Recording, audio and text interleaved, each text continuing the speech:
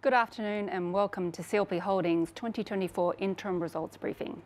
My name is Marissa Wong, Director of Investor Relations, and today I'm joined by Chief Executive Officer Mr. T.K. Chiang and Chief Financial Officer Mr. Alex Kaiser.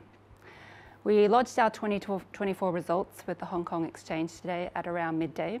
Those results, as well as this presentation, is available on our website now. This briefing is also being recorded and will be available on our website later. Before we begin, please remember to read the disclaimer on slide 1. And for today's agenda, we'll follow the usual practice, which is TK to deliver the overview as well as the strategic outlook, Alex to take you through our financial results, and this will end with a Q&A session. With that, I will now hand over to TK to commence the briefing. Thank you, TK. Thank you, Marissa. So thank you for joining us for our 2024 interim results briefing. I'm pleased to report a strong start to the year with solid growth in the group's earnings and improved results from Energy Australia. These results illustrate that the fundamentals of CLP remain strong despite volatile global conditions and growing complexity of new energy systems. Operational delivery remains at the core in our pursuit of energy transition. This half, we continued our track record of delivering significant projects. In our home market, the last piece of gas infrastructure, our 600 megawatt D2 units, went into operation, enabling the gradual retirement of coal-fired units. In Australia, amidst increasing price volatility, we achieved first fire at Tallawarra B, the only peaking plant added to the New South Wales grid in the past decade. And across all our markets, we've worked tirelessly to improve the availability and reliability of our 23 gigawatt fleet as we responsibly transition to a low-carbon portfolio. Our growth momentum is matching the energy transition opportunities in our markets. In Hong Kong, we continue to make progress executing the new development plan. In China and India, we accomplished one of our strongest zero-carbon growth performances due to increases in power demand and the push towards electrification and decarbonization in these markets. At Energy Australia, we advanced with approvals for the development of the 350 megawatt Wooreen battery in Victoria and a 50 megawatt battery system at Hallett Power Station in South Australia. Our financial position remains strong, as evidenced by the S&P maintaining our investment-grade credit rating and a stable outlook for CLP Holdings, CLP Power and Capco, and Moody's doing the same for EA. With stable earnings, sound capital structure, and a healthy development pipeline, the foundations for future earnings and a lower carbon future are set and well underway. Now, turning to the highlights. Financially, the group's operating earnings before fair value movements increased by 22% year-on-year to nearly 5.7 billion Hong Kong dollars.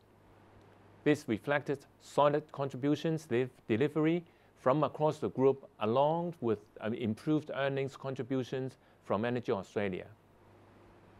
Operating earnings after fair value per share increased to $2.32, and the board has recommended a second interim dividend of 63 cents per share, equal to the first dividend. Total earnings were also up 18% to nearly $6 billion, representing $2.36 per share. Based on our share price at the end of June, this provides a yield to investors of 4.9%. Operationally, our injury rates remain stable, and we continue to prioritize safety as we enter into high level of field activities. Our reliability, measured by unplanned customer minute lost, was impacted by extreme weather and power supply incidents in Hong Kong. Nevertheless, Hong Kong's network reliability remains exceptional by world standards, and we will continue our effort to uphold this. On the customer front, we saw growth in our customer accounts in Hong Kong, while intense competition in Australia resulted in a slight reduction. Electricity output from our generation facilities was stable. The slight decrease in generation capacity reflects the retirement of 3 coal units in Hong Kong. I'll now welcome Alex for the first time as Group CFO to take you through the financial results. Thank you, TK, and good afternoon. It's my pleasure to report a strong set of results this half. The snapshot of key financial results metrics shows that we achieved growth in earnings while investing for the future and returning to our shareholders. Earnings before interest, tax, depreciation and fair value, or EBITDAF, increased by 17% to close to 13 billion Hong Kong dollars. This reflected sustained capital expenditure in Hong Kong and a turnaround at Energy Australia. Increase in EBITDAF supporting operating earning growth of 22% to close to 5.7 billion. This was slightly impacted by higher interest costs in Hong Kong and higher tax expenses. Adjusted for fair value movements and items affecting comparability, total earnings for the period was slightly higher than operating earnings before fair value. Capital investment of over 10 billion was higher than last year, reflecting our focus on decarbonization and supporting infrastructure growth. Total interim dividends per share declared in the first half were maintained at $1.26, same as last year. Overall, the EBITDAF evolution reflects solid growth in earnings. There was a small impact of currency movements against Hong Kong dollar. Otherwise, the EBITDAF waterfall shows Energy Australia as the major driver for the period-on-period increase, followed by dependable performance from Hong Kong and profitable growth in India. The reduced contribution from mainland China coincided with the major scheduled maintenance work at Daya Bay and Yangjiang nuclear plants. I will go into detail on each of the regions in the following slides. At the operating earnings level, we saw higher contribution from all regions, except for mainland China, Taiwan region, and Thailand. Hong Kong delivered very robust underlying performance with earnings of almost $4.3 billion. Earnings from mainland China reached almost $1 billion, impacted by scheduled 30 years and 10 years outages at Daya Bay and Yangjiang, respectively, both of which were completed on time. Energy Australia delivered its turnaround from a loss position to positive earnings, reflecting improved performance in the energy and customer segments in a market that continues to evolve. India's Apraava Energy continued to grow, with increased contributions from a diversified portfolio of renewable, transmission, smart meters, and thermal. Our asset in Taiwan was impacted by more planned outages and an earthquake, while Lopburi Solar in Thailand had reduced contribution due to lower tariffs. Ongoing digitalization and corporate center optimization led to a 7% improvement in cost, as we focus on driving further efficiency in our business. We therefore reported operating earnings before fair value at nearly 5.7 billion, 22% higher than the first 6 months of 2023. Fair value was positive, reflecting on accounting gain on Energy Australia's forward energy contracts against prevailing prices as of end June 2024. After one-off elements, the group's total earnings for the period increased by 18% to nearly $6 billion. I'll now take you through the performance and outlook for each business unit. All variances will exclude the impact of foreign exchange and scope to reflect the organic actual underlying performance of the business. Starting with Hong Kong, we deliver another financially dependable half-year performance in an environment of higher global interest rates.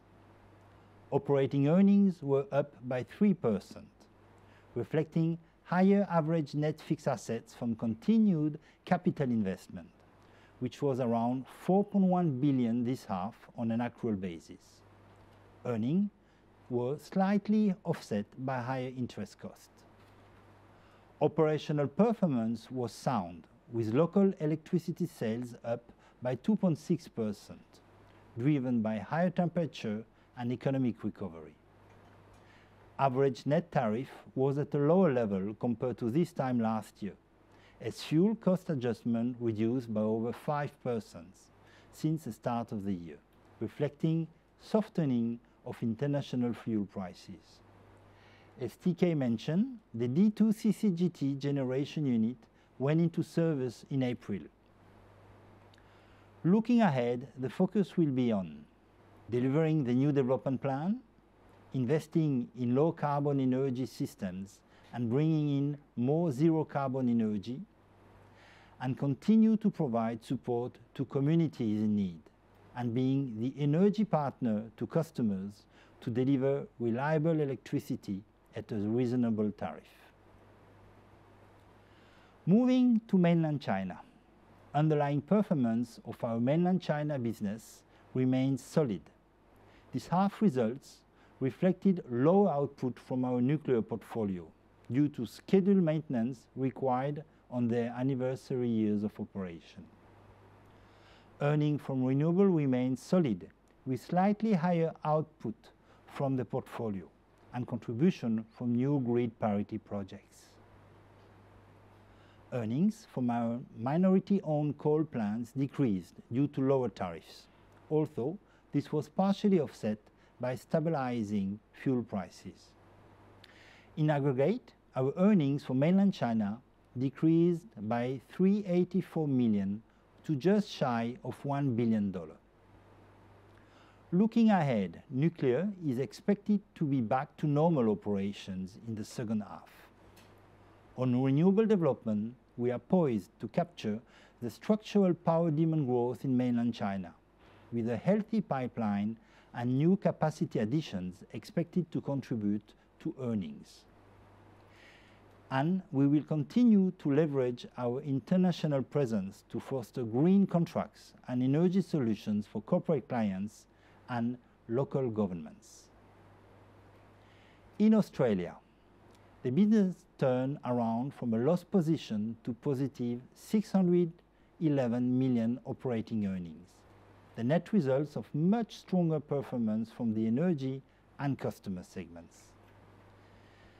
In the energy segment, the combination of measures that we undertook to improve thermal plants' reliability and availability, as well as the rolling off of lower price forward contracts, led to higher realized prices for both Yallourn and Mount Piper. Increase in the customer segment was due to improved recovery of energy procurement costs compared to last year. However, this was against a backdrop of more intense retail competition, lower customer demand, and cost of living pressures. The uplift in depreciation is based on the increased investment for Yallourn 2023 outages and capitalization of additional decommissioning costs. Lower finance costs were driven by lower average drawn debt, and in line with improved financial performance, tax expenses increased. Looking ahead, our focus remains on strengthening the operational and financial performance of Yallourn and Mount Piper against viable wholesale prices and higher fuel costs for Mount Piper as coal price caps expire. Competition remains high, leading to pressure on earnings contribution from the customer segment. We continue to focus on serving our customers and advocacy on energy affordability. Energy Australia is set to develop flexible capacity projects under the Climate Transition Action Plan, including the Rural Utility Scale Battery in Victoria and Hallett Battery, located next to Hallett Power Station. Finally, to India, where our joint venture platform, Apraava Energy, continued its strong momentum and delivered 61% increase in operating earnings to over $200 million. Underlying earnings contributions were positive across a balanced and diversified portfolio. Growth in earnings came from strong operational performance in transmission and Jar Jar coal-fired power station. Operating expenses improved, mainly due to the recognition of deferred tax assets related to prior tax losses. Apraava Energy has an equivalent of around 2 gigawatts of non-carbon projects currently in execution, including 2 renewable, 1 transmission, and 2 advanced metering projects won in the first half of this year. Looking ahead, the joint venture will continue to build out its pipeline of zero-carbon projects to meet rising energy demand and support the country's decarbonization. We are working with the government authorities to renew the necessary approvals for participating in government greenfield auctions. Moving on to the group cash flow. Our free cash flow generation was strong at 8 billion, driven by underlying EBITDAF performance. Cash outflow were higher, totaling 14 billion, made up of 9.3 billion of capital investment. Most of the capex was for our Hong Kong SOC business, standing at 6.1 billion. The rest was made up of renewable projects in mainland China and part payment for our new headquarters in Kai Tak. Dividends payment represent 4.6 billion. Note that our cash flow is seasonal, with cash inflow usually lower in the first half, combined with higher dividend payment due to the practice of a higher final dividends. Financial structure of the group was maintained at a strong position, with modest growth in debt and a sound liquidity position. Confirming this strength, S&P reaffirmed the credit rating and stable outlook in May for CLP Holding, CLP Power and Capco at A, A+, and AA- respectively. Similarly, Moody's has kept EA's rating. This is also reflected in our ability for the group to raise competitive financing to maintain a balance sheet, debt maturity profile, and fixed floating composition. This half, the scheme of control business arranged a total of 11.4 billion bank facilities and bonds, with low spread from a diversified base of international and local lenders and investors. Our mainland China and Australia business also executed respectively 3.3 billion and 3.9 billion Hong Kong dollars bank facilities to support energy transition.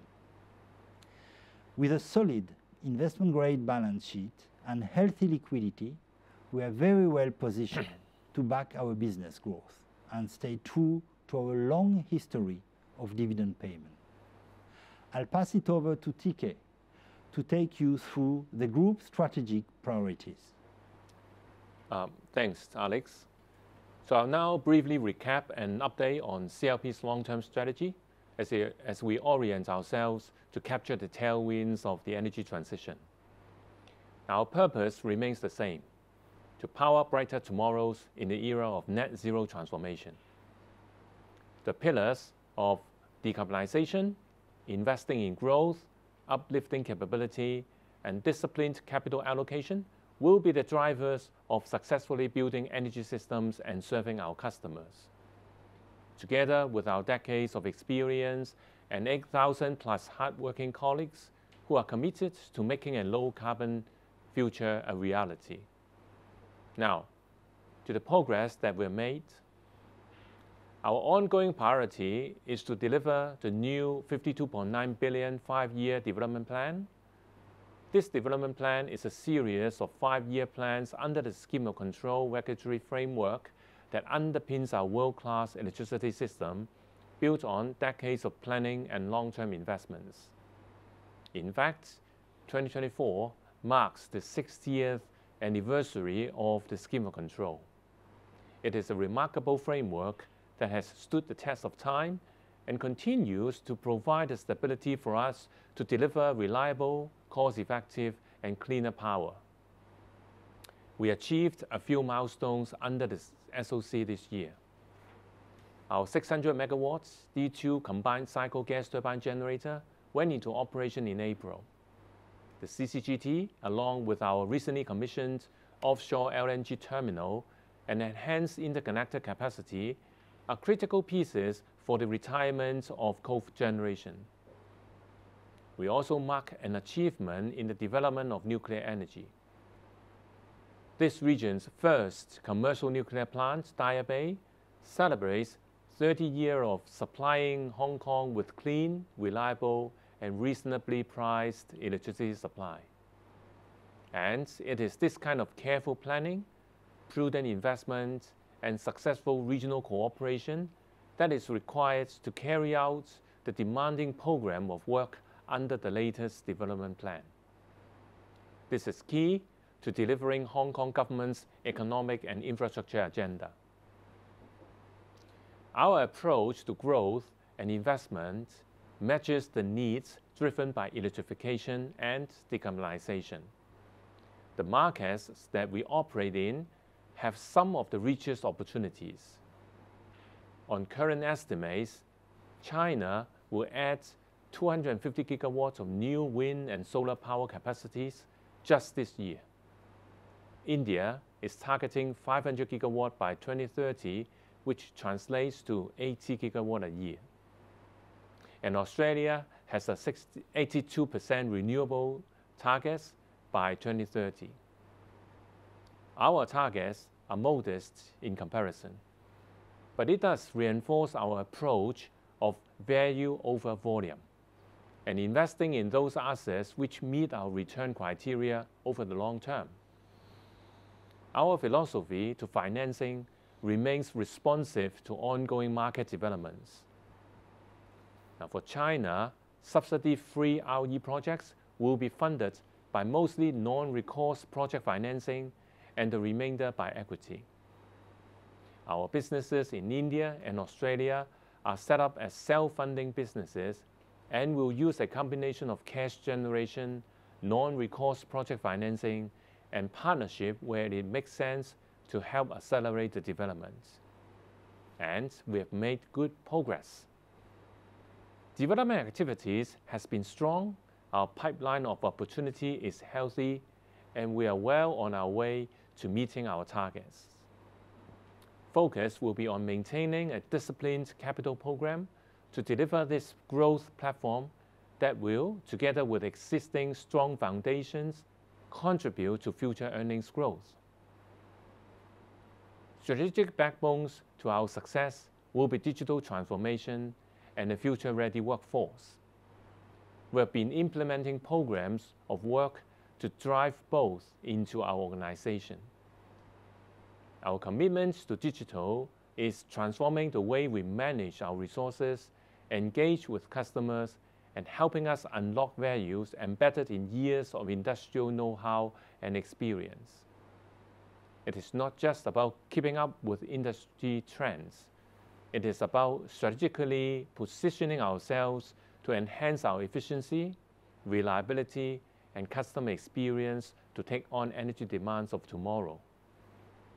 And the energy to delivering is our people. Investing in our workforce is also securing our sustainability in the new energy order. We have taken actions to address talent gaps and scale up capabilities needed to meet the pace and scale of net zero transformation.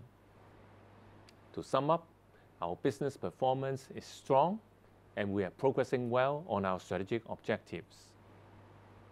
Together with embracing our core values of care, excellence, and responsibility, and establishing a new way of working culture, we are well positioned to continue to deliver value and returns to our shareholders, customers, and communities.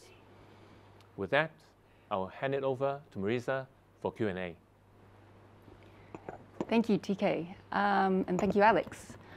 We'll start the Q&A session now. So we've got two channels, one for the Zoom people if you want to raise hands and ask a live question, and for those webcast participants if you want to type your question in the chat box on the bottom right hand of your screen.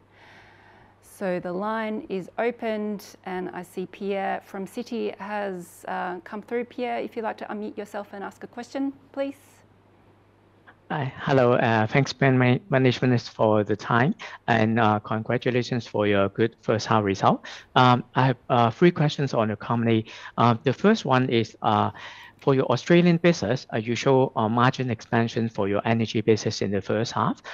Do you expect further margin expansions of your energy business in Australia in the second half? And if yes, what will be the driver? Second question is also about your Australia business. I think you have mentioned to dispose part of your Australian business for a while, but so far nothing has been concluded yet. So I would like to know if there's any update on this issue or your strategies has been changed on this aspect. And the last question is, so you show that you have paid 2.7 billion Hong Kong dollar for a new headquarters in Kai Tak in Hong Kong. So I presume that you move your people into that headquarters later, and then maybe you can save some rental expense at the current headquarters. So how much saving in terms of rental expense that we can expect per annum starting from 2025? Thank you. Okay, thank you, Pierre, for your question. Now, for the first one, in the first half of the year, for the EA, for the customer business, we were able to recover the high procurement energy costs, but at the same time, actually, it was also offset by some of the margin reduction due to intense competition. Now, going forward in the second half, actually, we see the intense competition will continue, and the energy price would continue to be high. But of course, the Australian market actually has always been volatile. But our ultimate objective is to make sure that we deliver the value for money service to our customer. Now, regarding the partnership arrangement, actually this is not so-called for Energy Australia. Across our whole group, we expect very significant capital requirements for the energy transition across all our markets. Now, of course, we want to focus on our core markets in Hong Kong and China. And for diversification purpose, we want to maintain our business in Australia and also in India. But in view of the capital requirements, we are open-minded about bringing in partners in order to help fund the required investment. So a good example, like in India, we have successfully introduced CDPQ as a partner. Now we are in a 50-50 joint venture. And in Australia, actually, we are open-minded about different forms of this kind of partnership, be it in the form of at project level or at the enterprise level. So we are open-minded, and we will continue to explore various options. Now, regarding your third question about our new office in Kai Tak, our current plan is to complete the renovation towards the end of the year, and the plan is to move in probably in December.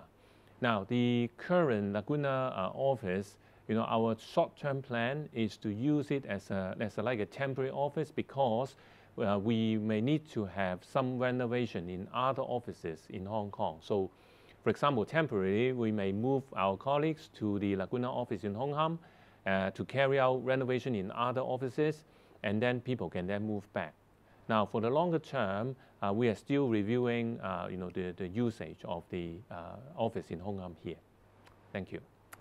I think Pierre also touched on margins for the energy segment as well. We might address that one. Maybe I'll get Alex to address that. But Pierre, on slide 42 of the presentation pack, we have the wholesale prices there for you to have a look at. So that can give you an indication of market prices anyway. But Alex, you want to take the energy segment? I can cover that. You have two main points, which is what will be the quantity of generation that we will have, and the second is what will be the prices that will be seen in the market. In terms of generation, we will have a major overhaul, which is going to be the fourth one for Yallourn. So we shall expect a reduction on the generation from Yallourn for this major overhaul. In terms of prices, the main difference is that the subsidy that was provided to keep the coal price under control and lower the cost of electricity for the customers and was finalized end of June, so this will not continue in the next half. Thank you, Alex. Thanks, Pierre, for your question. Next on the line, Evan Lee from HSBC. Hi, Evan. Go ahead and ask your question. Evan, if you can hear me. Great. Yeah. Go ahead. Oh, good. Thank you. Thank you, management. I have 3 questions. One would be on Yallourn. With the maintenance program finishing by end of this year, is Yallourn still expected to retire by 2028, or is there any as an extension to earnings? That will be my first question. Second question will be on cash flows. Right, I see that, if I'm correct, in the first half of this year, cash inflow, or you call it a free cash flow, seems to be falling short of capex and dividends. Although Australia has improved, which I think is a major factor to that improvement, perhaps. But then in 2023. Last year, we saw that for the full year that free cash flow was in excess of capex and dividends. But then in the first half of last year, we saw that cash flow on the inflow was also quite weak. I'm just wondering, is there any, how much seasonality factor is there for CLP overall, or maybe specifically for the non-Australian businesses, because of the month end, that we're going from June to December. And then that would be my second question. And the third question for TK would be just wondering if there's any upside to the current development plan in Hong Kong for the current 5 years. Like any chance for that capex number to be lifted up based on what's happening within Hong Kong as infrastructure and such. Yeah, that'll be the 3 questions. Thank you. Yeah, thank you very much for the question. Maybe I'll ask Alex to address the second question, and I will address your first and third question. Now, for Yallourn, we are now undergoing the maintenance program, and the last outage for the last unit will be completed by Q4 this year. Now, at this moment of time, we are still committed to retiring the plant by 2028. And actually, we have made provision for the decommissioning. At the same time, for the coal mine, we are also preparing the rehabilitation plan, which will be submitted to the government and to be approved probably in 2025, 2026. Regarding the Hong Kong business, the development plan, right now we are executing the plan based on the approved 52.9 billion Hong Kong dollars. When you say upside, I don't know whether you are referring to any additional capex or regarding the incentives. Now, under the SOC, there are some incentive payments, based on our performance. So basically, we'll, evaluate that based on the SOC. Now, regarding capex, now it all depends on whether there are, in future. Now, up to this moment, we don't have any so-called additional capex.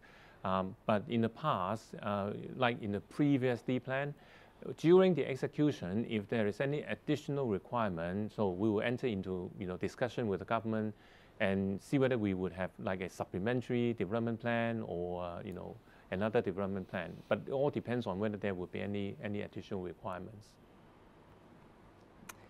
Yeah. Regarding your second question, first of all, our cash inflow this semester was strong with 8 billion. Which was mainly due to 2 reasons. The first one is a very strong EBITDA, as you could observe. The second one is a timing reason. We received in advance some payment from the state of Queensland in Australia.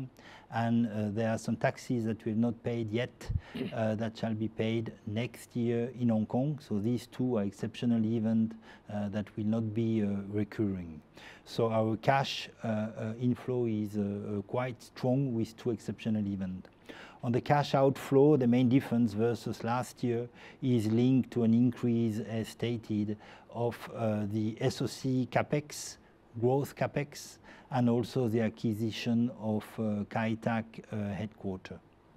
Regarding our seasonality of the results, we will not comment on the forward-looking for EA, but this will be certainly the main driver for the difference between this half and next half, linked to what I've mentioned before in terms of the energy generation and profit, as well as a high level of competition. Thank you, Alex. Stephen Choi from JP Morgan. Stephen, if you can hear me, go ahead and unmute yourself and ask your question. Hi, thank you, management, for the time. I have 3 questions. The first is about the Australia business. What's our outlook on the long-term power prices in Australia wholesale market? Because it seems the gas and coal prices remain elevated, and the renewable connection in Australia is lower than expectation. So shall we expect the wholesale prices to sustain? And then about the significant improvement in the Australia wholesale business, how much was contributed by the gas-fired plant? And my second question is about the capital expenditure. So how shall we project Australia and mainland China CapEx going forward? Because we spend around 2 to 3 billion in Australia and less than 1 billion in mainland China over the past few years. So shall we expect the CapEx to be similar? And last question is about the dividends, because we have kept dividends flattish over the past 3 years because of the volatile Australia business. And now the Australia business is turning around, and it seems the power prices remain elevated. So shall we expect the dividends to be growing in line with the Australia turnaround? Because we just keep flattish dividends for the interim period. Thank you. Yep. Thank you, Stephen. So maybe I will take the fourth question on dividend. And then I will touch on question 1 about the outlook, but then I will also hand over to Alex to talk about the price trend, as well as the question 2 and 3 about the earning contribution and also capex. Now, for the dividend, it's always our policy to maintain a reliable and consistent dividend, and we target to look for dividend growth, provided that it could be supported by the business growth. And also a kind of sustainable, financial condition of the company.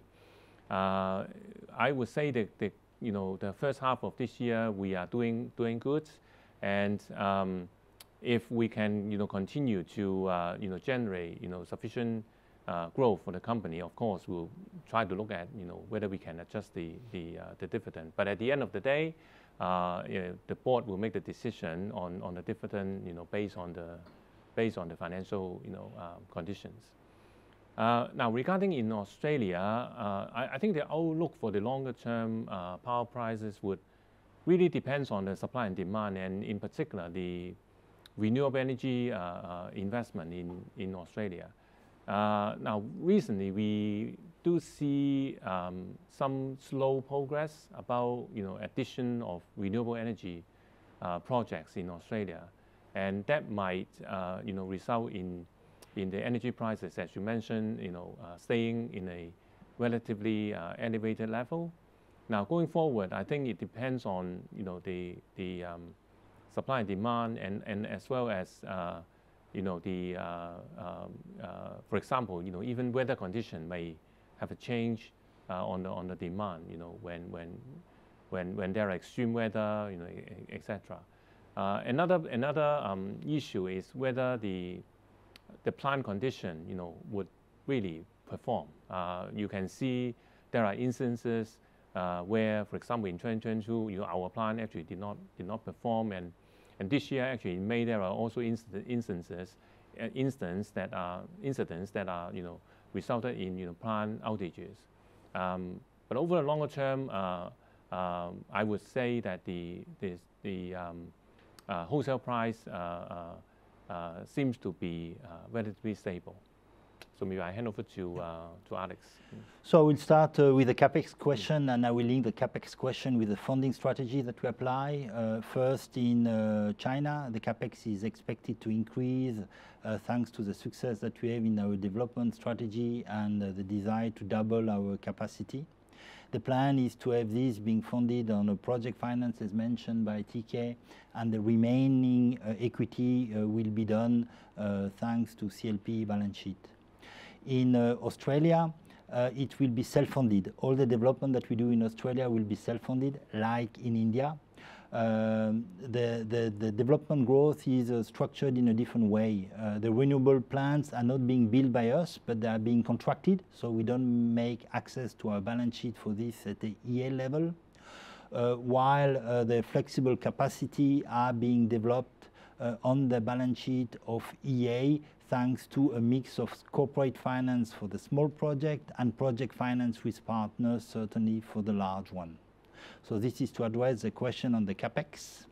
Regarding the earnings contribution from the gas plant represents an important part of our flexible capacity portfolio with 1.6 gigawatt in the three main markets of New South Wales, Victoria, and South Australia to a lesser degree.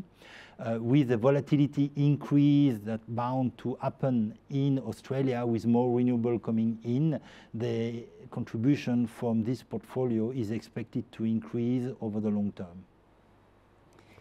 Thank you, Alex and Stephen. We've made some disclosures in our pack on just targets and growth pipeline on slide 19, so you can refer to that slide for more information.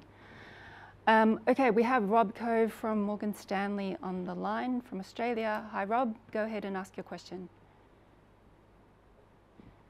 Hello, good evening. Thanks for taking my question. Apologies, I joined a bit late. One of my other companies had an announcement, so if this question is already dealt with, just move on. I guess first question is, I take it from your disclosures that you're continuing the long-standing practice of not providing any earnings guidance, and just wonder if that's one of the things the new and refreshed management team have thought about. And my second question, I guess, inevitably relates to Australia. Just, I guess, two parts to this question. In May, in Australia, there was a very volatile New South Wales pool price event. Just wondering if Energy Australia was lucky enough to benefit in that. And then secondly, in the second half, in Southeast Queensland, the government there is providing a very generous $1,000 per household subsidy. And if you could maybe comment on how that could impact on your business, please. Okay, thank you, Rob, for your question. And also thank you very much for your comment on our practice of no earning guidance, which at the moment we'll continue with that practice. But I will take your comment. And for your second question, during the event, I would say our generation plant did perform well and continue to generate. To a certain extent, I would say we were benefited from that event.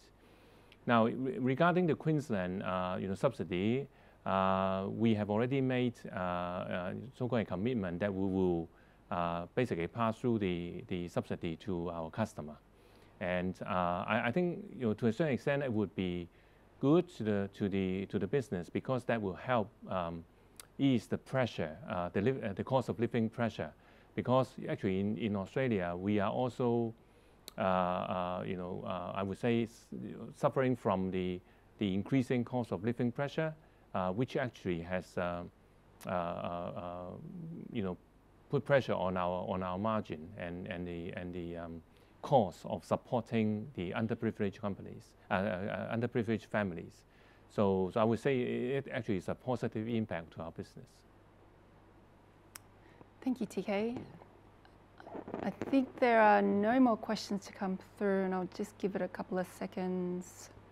Okay, Well, we are heading up to time. Thank you everyone for your questions, and thank you TK and Alex for the briefing and answering the questions. An archive of this briefing will be available on the IR website later today. My team and I will be available to take any further questions that you may have.